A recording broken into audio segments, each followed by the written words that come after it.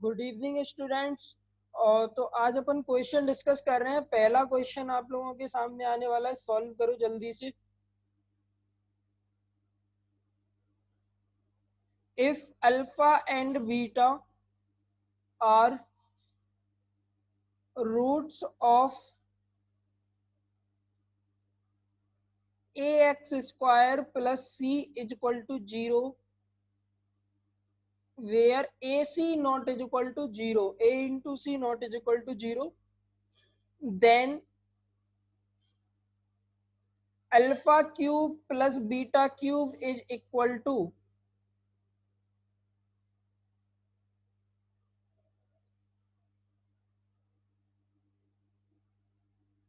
alpha and beta are the roots of the equation ax square plus c is equal to 0, AC not is equal to 0, then alpha cube plus beta cube is equal to, आपको alpha cube plus beta cube की value find करनी है। करो solve. तो equation से अगर अपन देखें बेटे, a x square plus c is equal to 0 है और इसके रूट्स अल्फा एंड बीटा है, तो सम ऑफ रूट्स क्या आएगा, alpha plus beta is equal to. अब देखो यहाँ पे एक्स वाली टर्म तो प्रेजेंट नहीं है, तो उसका कोफिशिएंट 0 हो गया अपॉन ए, यानी कितना आ गया 0। और प्रोडक्ट ऑफ रूट कितना आ जाएगा, सी बाई ए। हमें alpha cube plus beta cube की वैल्यू फाइंड करनी है, तो फॉर्मूला यूज कर लेंगे। क्या होते हैं इसके फैक्टर, बताओ जल्दी। Alpha plus beta into alpha square plus beta square minus alpha beta. अब क्योंकि ये वाली वैल्यू क्या है, 0 है, तो 0 इंटू समथिंग कितना हो जाएगा बेटे, 0 आंसर आ जाएगा। If roots of the equation x square plus 2x plus b is equal to 0 are real and distinct and they differ by at most 2m, then b lies in interval a option a square minus m square to a square, both open है। b option a square minus m square to a square but a square minus m square पे close है। और c option a square to a square plus m square, d option none of these। Solve करो। और देखो इस equation के roots हैं, suppose roots alpha और बीटा हैं, तो सम ऑफ रूट्स निकाल सकते हो आप, कितना आएगा, alpha plus beta is equal to कितना आएगा, -2a, and alpha into beta कितना आएगा, b।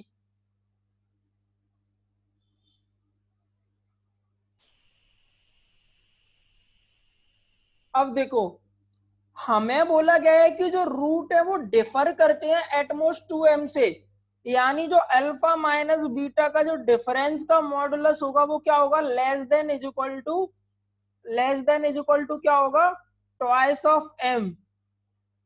एग्री और नॉट, दोनों के बीच का जो डिफरेंस है वो यहाँ तो एटमोस्ट 2m से डिफर करते हैं, यानी यहाँ तो वो 2m के इक्वल होगा डिफरेंस, या 2m से कम होगा।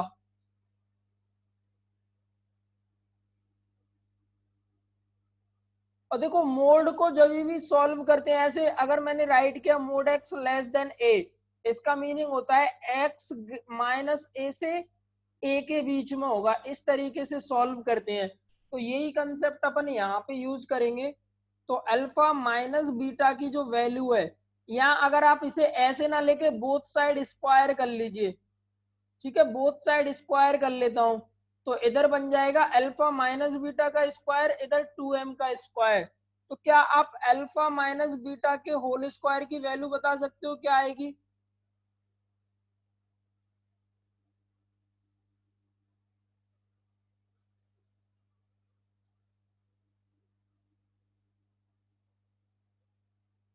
ये वाला मॉडुलस है बेटे, ये मॉडुलस, मॉडुलस फंक्शन है ये। अल्फा माइनस बीटा के होल स्क्वायर की वैल्यू क्या आएगी, alpha plus beta whole square -4 alpha beta. तो ये वैल्यू बताओ कितनी हो गई, अल्फा प्लस बीटा की वैल्यू कितनी है, -2a, होल स्क्वायर करेंगे तो 4a square -4 alpha into beta की वैल्यू कितनी है बी, -4 बी। क्लियर। तो यहां पे ये वैल्यू पुट कर दीजिए, 4a² - 4b less than is equal to 4m²। तो यहां से b की जो वैल्यू आ जाएगी, देखो 4b greater than equal to आ जाएगा 4a² - 4m², यानी b greater than is equal to a² - m²। ये तो हो गई वन कंडीशन। अब देखो क्वेश्चन में ये भी बोला गया है कि जो रूट्स है वो रियल है और डिस्टिंक्ट है। अब आप मुझे डिस्टिंक्ट और रियल रूट की कंडीशन बताइए क्या होती है। रूट रियल एंड डिस्टिंक्ट कब होते हैं बताओ जल्दी से।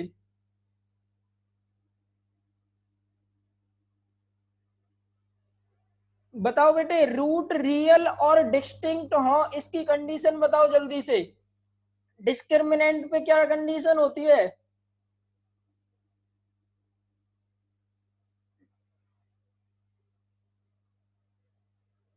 D greater than zero. Very good. तो अब अपन दूसरी कंडीशन क्या यूज करेंगे? D greater than zero. D greater than zero. तो डी क्या आएगा इस इक्वेशन का? b² यानी 2a² यानी 4a² माइनस 4ac यानी 4b ग्रेटर देन जीरो। तो यहां से आ जाएगा B 4b less then 4a² यानी b लेस देन a²। तो ये दो इक्वेशन बन गई।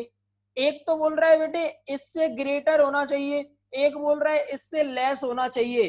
तो यानी b की जो वैल्यू जाएंगी वो a² माइनस m² से a² के बीच में आएगी। अब देखो क्लोज और ओपन का मीनिंग समझना। क्लोज इंटरवल का मतलब होता है इक्वल टू का साइन आ रहा है, यानी b जो है वो a² माइनस m² वाली वैल्यू ले सकता है। और ओपन का मतलब होता है जैसे यहाँ पे b लेस देन a² है, यानी b की वैल्यू a² से कम होगी, कभी भी a² के इक्वल नहीं होगी। अगर इक्वलिटी आती है तो क्लोज साइन आता है, और इक्वलिटी नहीं है तो फिर ओपन वाला साइन आता है सिर्फ। तो b की वैल्यू क्या आएगी? a² minus m² to a²। और क्योंकि यहाँ पे a² माइनस m² पे b के साथ इक्वलिटी का साइन भी है, इसीलिए कौन सा इंटरवल आ रहा है? क्लोज इंटरवल आ रहा है। ओके। और क्योंकि a² के साथ इक्वल नहीं हो सकता, ऑलवेज लेस होगा, इसीलिए कौन सा इंटरवल है? ओपन का। समझ आ गया सभी को? तो ऑप्शन बी करेक्ट हो जाएगा। बताइए अब समझ आ गया क्लोज ओपन का फंडा?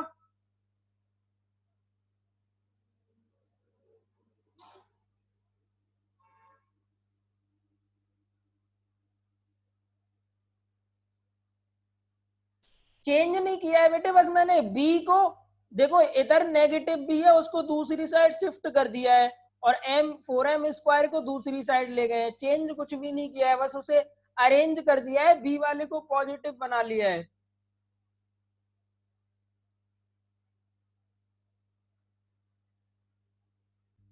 देखो इंटरवल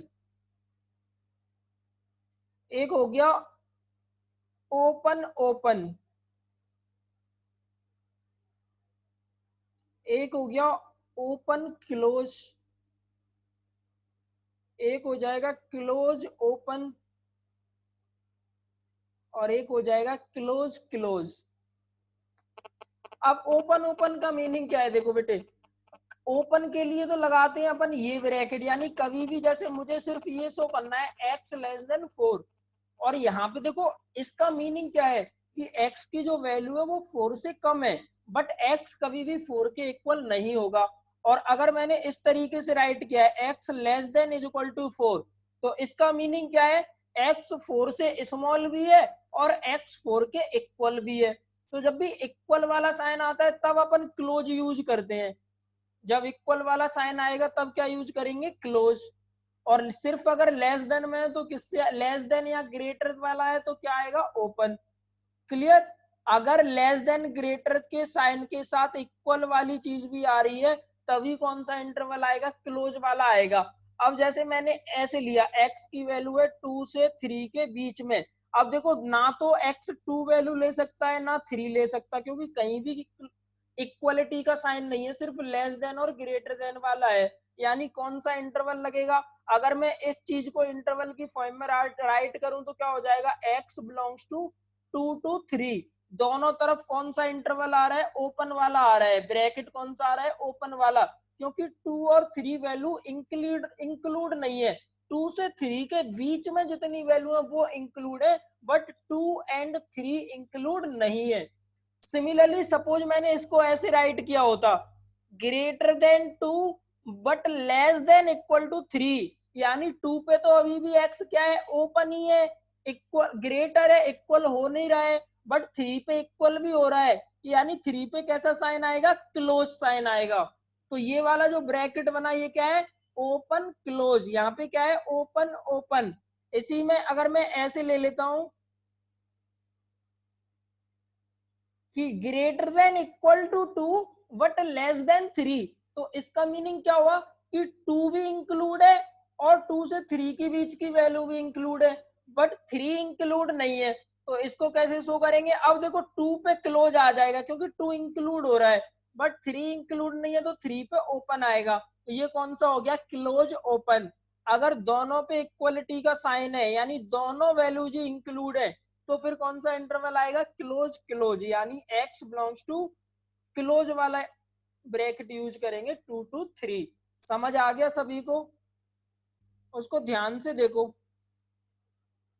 इस वाले में क्या आ रहा था? ग्रेटर देन इक्वल टू का साइन आ रहा था, यानी जब अपन ब्रैकेट की फॉर्म में राइट करेंगे तो क्या आएगा? ए स्क्वायर माइनस एम स्क्वायर पे क्लोज आ जाएगा, और यहाँ पे इक्वलिटी का साइन नहीं है, यानी यहाँ पे ओपन ही रहेगा। इसीलिए अपना कौन सा, और दोनों ऑप्शन में डिफरेंस पता चल गया अब ए और बी में।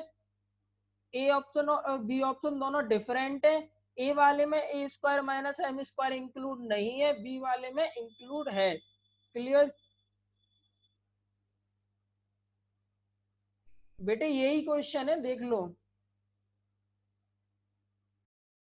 A cubic polynomial p is such that p of 1 is equal to 1, p of 2 is equal to 2, p of 3 is equal to 3, p of 4 is equal to 5. Find the value p of 6.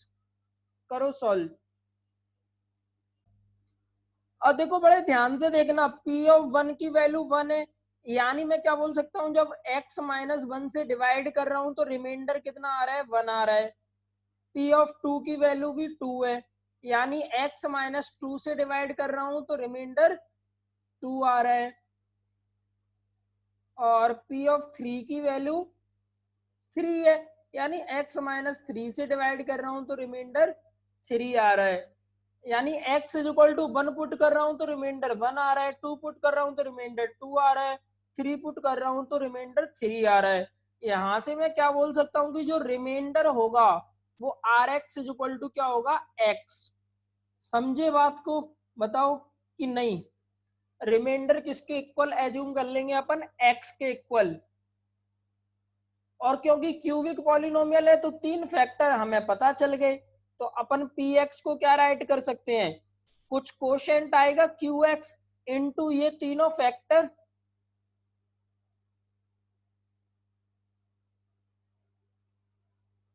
Plus remainder. Reminder क्या हो जाएगा? x। अब एक और चीज यहां से देखो, qx x का फंक्शन नहीं हो सकता, क्योंकि जो px है वो क्यूबिक पॉलिनोमियल है। क्यूबिक तो यहीं से हो गया, यानी qx के प्लेस पे क्या आएगा? सिर्फ एक कांस्टेंट आएगा, सपोज k बोल देते हैं उसको, वो हमें पता नहीं है।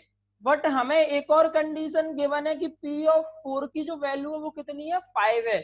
तो ये कंडीशन यूज करके k की वैल्यू बताओ क्या आ रही है? p of 4 is equal to 5। तो p ऑफ 4 जब x के प्लेस पे 4 पुट करूंगा तो ये क्या बन जाएगा? p of 4 is equal to k into, यहाँ पे 4 पुट करूंगा तो 3, यहाँ पे 2, यहाँ पे 1 प्लस 4, और p ऑफ 4 की वैल्यू कितनी है? 5। तो k into 6 is equal to 1, तो k की वैल्यू आ जाएगी 1/6। अब k की वैल्यू आ गई तो px भी आ गया, px इज इक्वल टू क्या हो जाएगा? 1/6 x minus 1 x minus 2 x minus 3 plus x। आपको चाहिए P ऑफ 6, पुट कर दीजिए इसमें। तो P ऑफ 6 की वैल्यू कितनी आएगी, 1/6 into 6 minus 1 5, 6 minus 2 4, 6 minus 3 3 plus 6। Solve करो कितना आ रहा है, ये कितना आएगा 60 डिवाइडेड बाई 6 यानी 10 प्लस 6 यानी आंसर कितना आएगा 16। तो डी ऑप्शन करेक्ट हो जाएगा 16। देखो अरिथमेटिक प्रोग्रेशन में क्या होता है,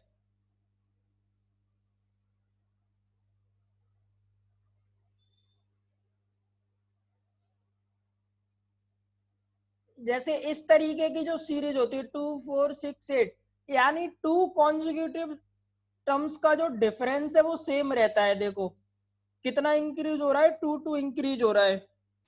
इसी तरीके से और जो ज्योमेट्रिक सीरीज या ज्योमेट्रिक प्रोग्रेशन जो होता है,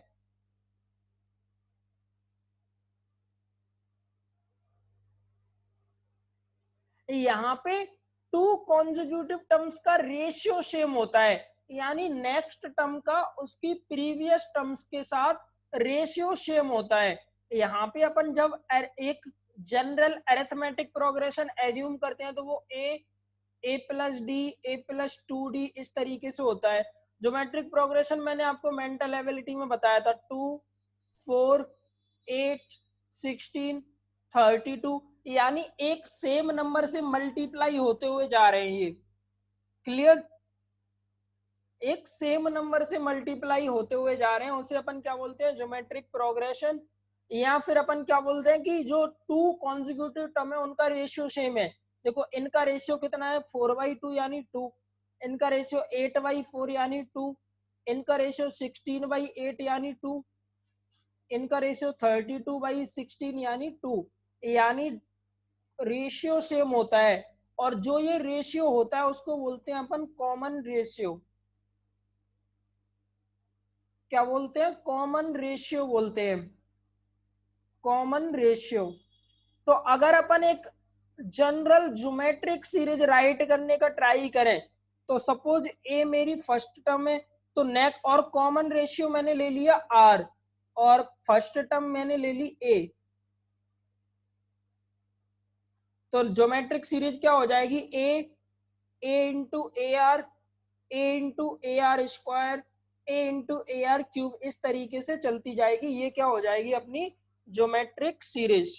क्लियर है सभी को।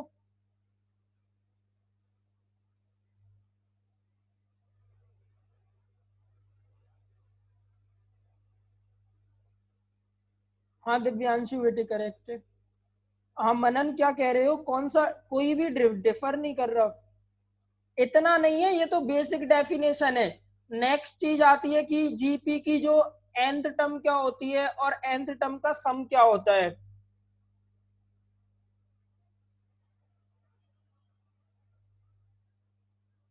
अब जैसे मैं राइट कर रहा हूं एक geometric progression A into a r square A r cube, तो आप मुझे बताओ nth टर्म क्या होगी, टी एन, टी एन यानी nth टर्म।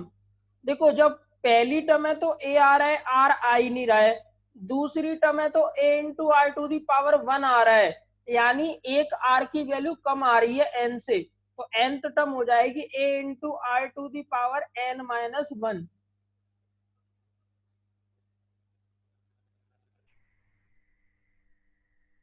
हाँ बेटे यही तो बताया है कि रेशियो बराबर है, मैंने क्या बोला। और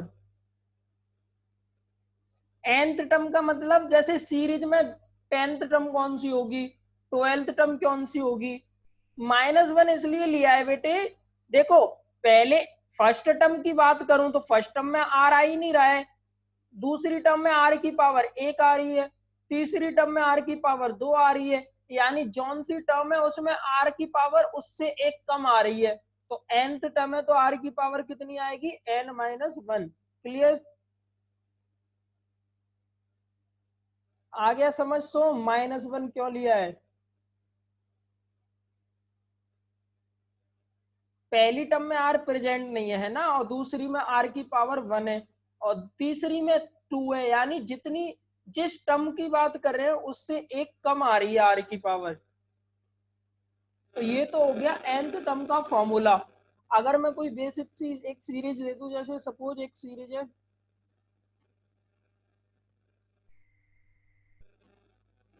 इसकी बताओ आप सपोज सिक्स्थ टर्म बताओ, तो फाइंड कर सकते हो। ये आपकी ज्योमेट्रिक सीरीज है, आपको सिक्स्थ टर्म बतानी है।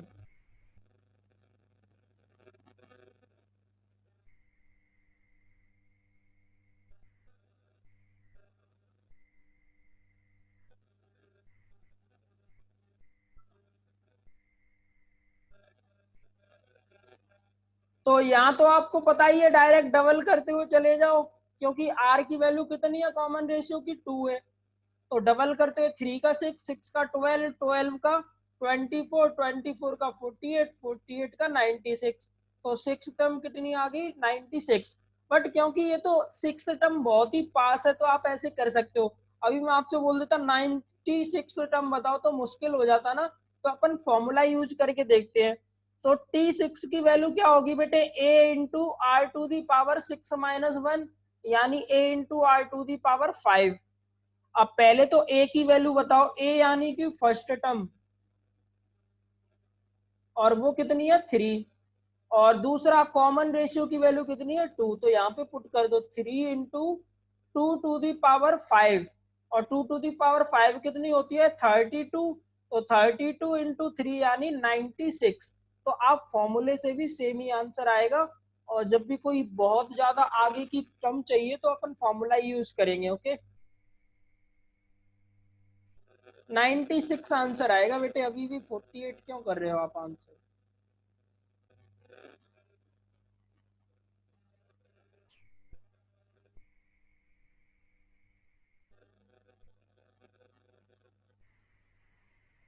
एक जीपी है, जनरल जीपी लेके चल रहे हैं अपन, ए आर स्क्वायर इस तरीके से। और उसके nth टर्म का सम, तो जो एस एन जो होगा वो किसके इक्वल हो जाएगा, a into 1 - r to the power n upon 1 - r।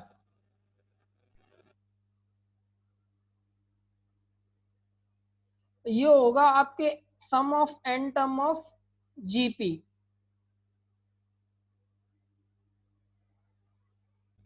तो sum of n term of GP कितना हो जाएगा, a into 1 - r to the power n upon 1 - r। या फिर आप a into r to the power n - 1 upon r - 1, if r not is equal to 1। Next, अगर r 1 हो जाए तो क्या हो जाएगा, n इंटू a। एक और चीज, कई बार जीपी क्या होती है, एक इनफाइनाइट जीपी होती है, यानी उसमें इनफाइनाइट नंबर ऑफ टर्म्स होती हैं।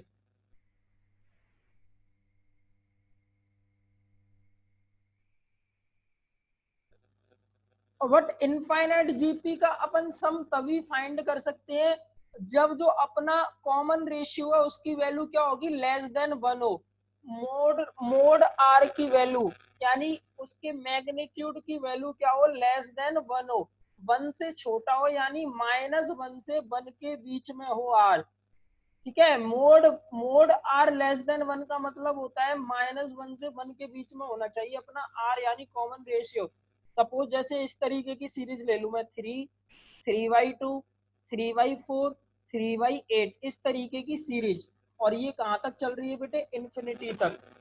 तो इसका सम कैसे फाइंड करेंगे, क्योंकि n की वैल्यू अब कितनी हो चुकी है, इन्फिनिटी हो चुकी है। तो देखो, मैंने जो सम का फॉर्मूला राइट किया है वो क्या है, a into 1 - r to the power n upon 1 - r। अब देखो r की वैल्यू -1 से 1 के बीच में है। सपोज मैंने r की वैल्यू 1/2 ले ली।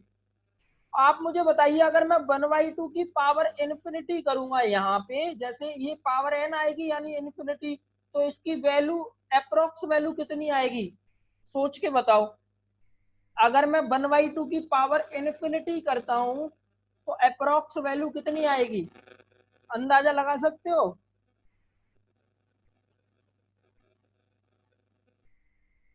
वेरी गुड, कितनी आएगी, 0।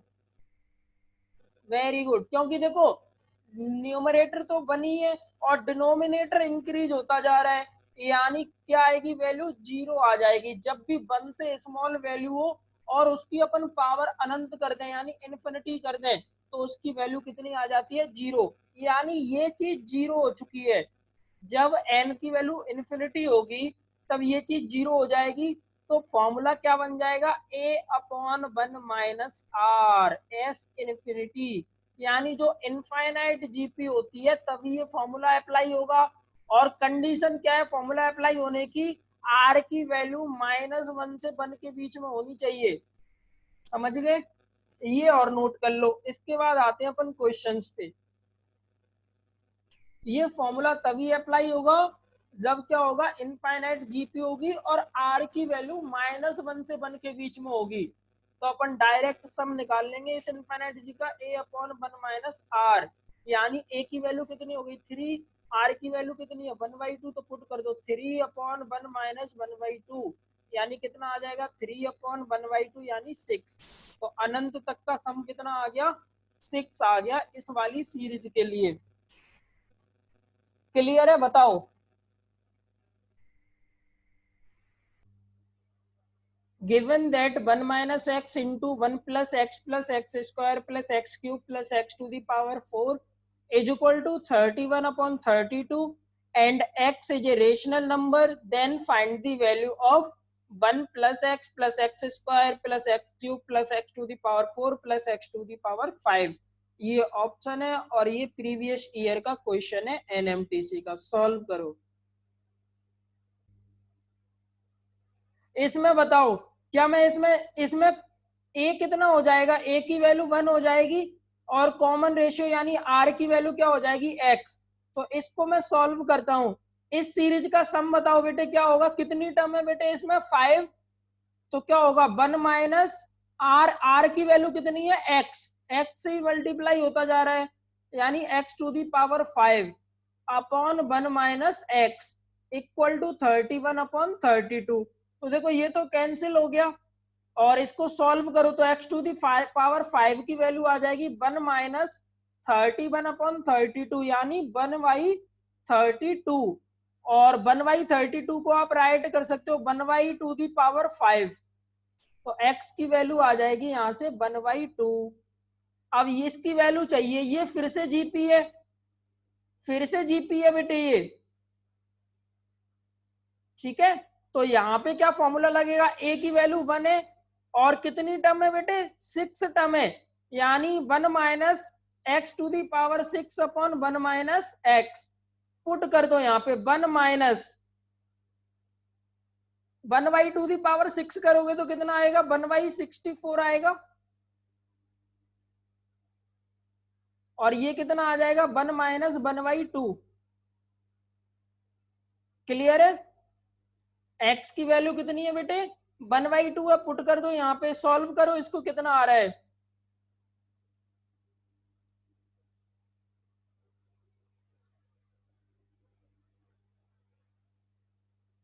63 अपॉन 64 अपॉन 1/2। तो 2 से कैंसिल हो जाएगा कितने टाइम्स 32 टाइम्स। तो आंसर आ जाएगा 63 अपॉन 32। क्लियर। यहाँ पे आपको कुछ सीरीज गिवन है। पहली है a plus A square a cube, इस तरीके से इसका समय 5/6। दूसरी ए स्क्वायर से स्टार्ट होकर उसका समय 25/66। फिर तीसरी b plus b square b cube, इस तरीके से इसका सम कितना है 6/5। और फिर बी स्क्वायर बी क्यूब कितना है 36/55। आपको वैल्यू फाइंड करनी है ए स्क्वायर माइनस बी स्क्वायर की। करो सॉल्व। क्या करेंगे,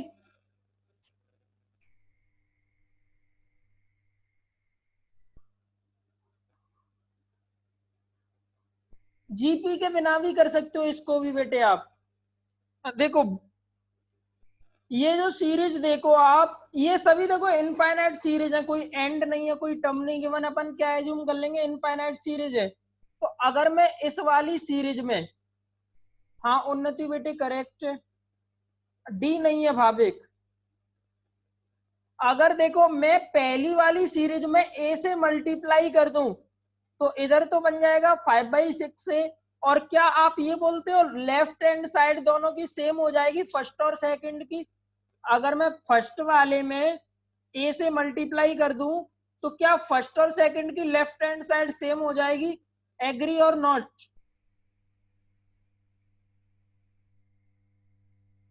सेम हो जाएगी ना बेटे। अगर मैं पहली वाली में a से मल्टीप्लाई करूंगा तो क्या हो जाएगा? A square a cube a to the power 4, यानी सेकंड के सेम हो जाएगा। यानी अपन बोल सकते हैं ये वैल्यू किसके इक्वल होगी? इसके। यानी 5/6 a इज इक्वल टू 25/66। तो a की वैल्यू कितनी आएगी? 5/11। कैंसिल कर दो यहाँ से, 5 से 5 टाइम्स, 6 से 11 टाइम्स। सिमिलरली थर्ड वाले में बी से मल्टीप्लाई कर दो तो भी ये भी सेम हो जाएगा। तो इधर बन जाएगा 6/5b, यानी 6b/5 इज इक्वल टू हो जाएगा 36/55। यहाँ पे भी कैंसिल कर दो तो b की वैल्यू आ जाएगी 6/11। आपको वैल्यू फाइंड करनी है ए स्क्वायर माइनस बी स्क्वायर की, तो पुट फाइंड कर लो। 5/11 स्क्वायर माइनस 6/11 स्क्वायर, यानी 25/121 माइनस 36/121, यानी -11/121। 11 से कैंसिल हो रहा है तो -1/11। तो आंसर आ जाएगा बेटे A option, -1/11।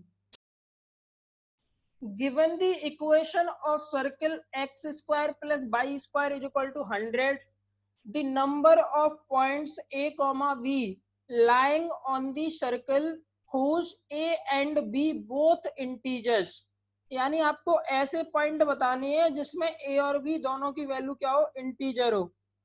Option A 2, option B 4, option C 8, option D 12। Solve करो। तो x की वैल्यू वैसे देखेंगे तो क्या आएगी? Square root of 100 minus y square. ठीक है, तो y की वैल्यू पुट करते जाओ, x की वैल्यू बताते जाओ। पॉइंट बनाने आपको a और b इंटीजर होने चाहिए। तो y की पहली वैल्यू क्या पुट कर सकते हो बताओ? 10 पुट कर लोगे? 36 से क्यों पुट करोगे बेटे? कुछ भी पुट कर सकते हो। y भी इंटीजर होना चाहिए, सॉरी b भी इंटीजर होना चाहिए और a भी इंटीजर।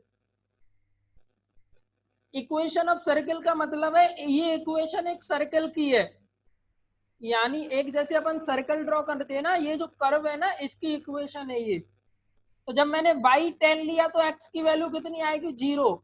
तो 0,10 इस सर्कल पे प्रेजेंट हो गया, और देखा जाए तो इस पॉइंट के दोनों कोऑर्डिनेट इंटीजर भी हैं तो एक वैल्यू आ गई। इसी तरीके से आपको फाइंड करने कितने होंगे। अगर मैं y की वैल्यू 9 लेता हूं तो x कुछ नहीं आएगा, क्योंकि 9 पे क्या हो जाएगा? 9 पे ये करेक्ट नहीं आएगा स्क्वायर रूट में। उसके बाद क्या लूंगा मैं बताओ? मींस सिंपल सा मतलब ये है, आपको 100 तक के दो ऐसे पेयर बताने हैं जिसमें क्या हो जाए, ये सेटिस्फाई कर जाए।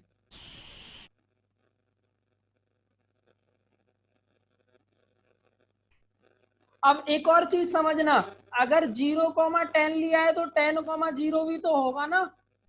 x की वैल्यू y की 0 ले लूं, x 10 आ जाएगा।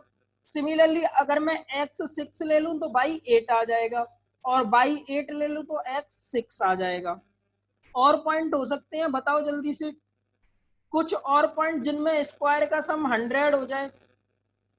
हाँ, 6 8 पाइथागोरस देता है इसीलिए लिया है बेटे। एक तो हो गया 0 10, एक हो गया 6 8, और कोई बन रहा है क्या?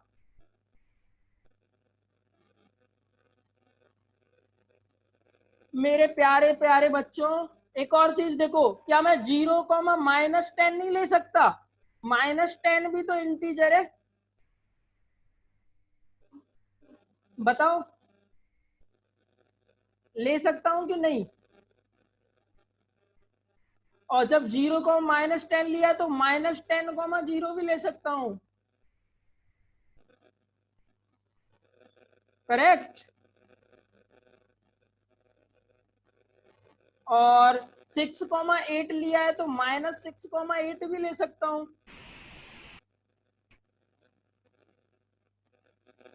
और -6,8 लिया है तो -6,-8 भी ले सकता हूं।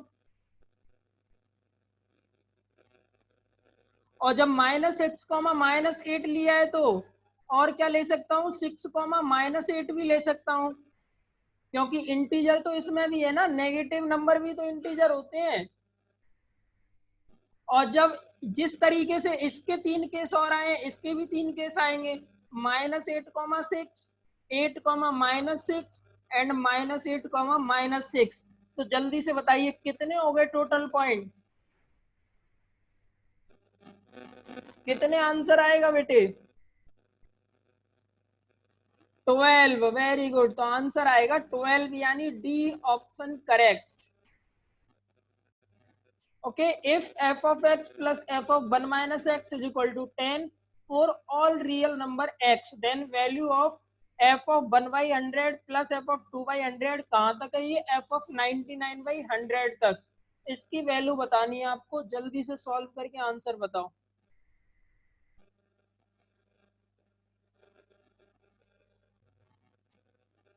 ओके, तो क्या करेंगे, पहला और लास्ट का लिया है, दोनों का सम 10 हो जाएगा, ऐसे ही सेकंड और सेकंड लास्ट। तो इस तरीके से ये 49 पेयर बन जाएंगे, ईच पेयर की वैल्यू 10, तो 49 इंटू 10। और रिमेनिंग जो एक बचेगा बीच में, क्योंकि 99 टर्म्स है, 98 के 49 पेयर बन गए, एक वैल्यू बचेगी एफ ऑफ 50/100। इसका मतलब हो गया एफ ऑफ 1/2। और इस इक्वेशन में अपन x की वैल्यू 1/2 पुट करेंगे, तो ये बन जाएगा f of 1/2 plus f of 1/2 is equal to 10, यानी f ऑफ 1/2 की वैल्यू कितनी आ गई, 5। ये वैल्यू यहाँ पे पुट कर दो, तो 490 प्लस 5 यानी 495, answer B option correct. Okay, thank you बेटे, बाय बाय।